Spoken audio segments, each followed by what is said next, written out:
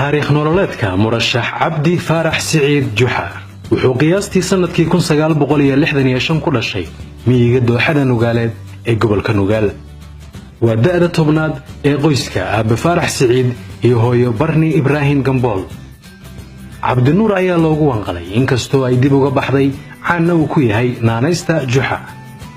noloshiisa caruurnimo iyo waxbarashada asaasiga ahba waxa uu ku soo qaatay tuulada Sin Ojiif isagoo markii dambe u soo wareegay degmada Garowe kuna biiray dugsiga sare ee Gambool.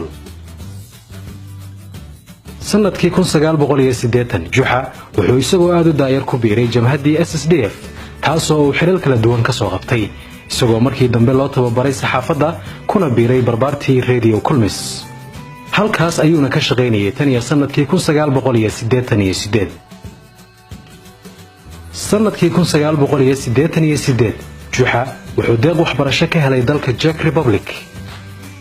sanadkii 1995 wuxuu u safray dalka Canada halkaasoo markii dambe uu deganaansho ka helay.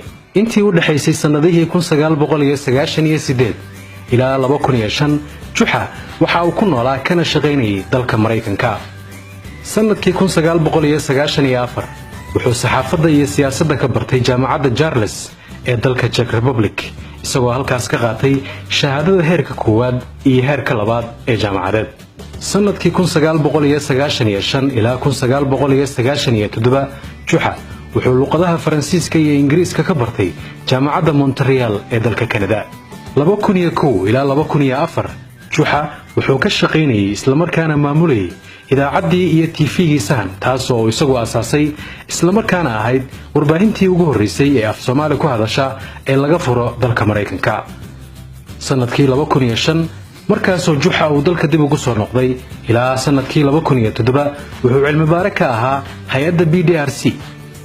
2007 ilaa 2009 wuxuu la shaqaynayay xafiiska qaramada midoobay u qaabilsan siyaasadda Soomaaliya UNBOS hadda si loo bedelay UNSOM. 2009 ilaa 2014 wuxuu soo noqday wasiirka waxbarashada ee Puntland. 2015 ilaa 2017 wuxuu soo noqday xiriiryaha waxbarashada Soomaaliya ee Midowga Yurub. 2017 ilaa 2018 wuxuu ahaa wasiirka wasaaradda arrimaha gudaha ee dowladda federaalka Soomaaliya. xilligan Juxa waa murashax u taagan madaxtinimada Puntland. Juxa waa gabya iyo qoraa waxaana buugta uu qoray kamid ah Qab iyo Qoorsi isagoo sidoo kale alifay riwaayadda Maxaa aniga lay guday. Juxa waa aabba leh xaas iyo 4 carruur ah kuwaas oo dhammaantood ku dhashay kuna dhaqan waddanka gaar ahaan magaalada madaxda Puntland ee Garowe.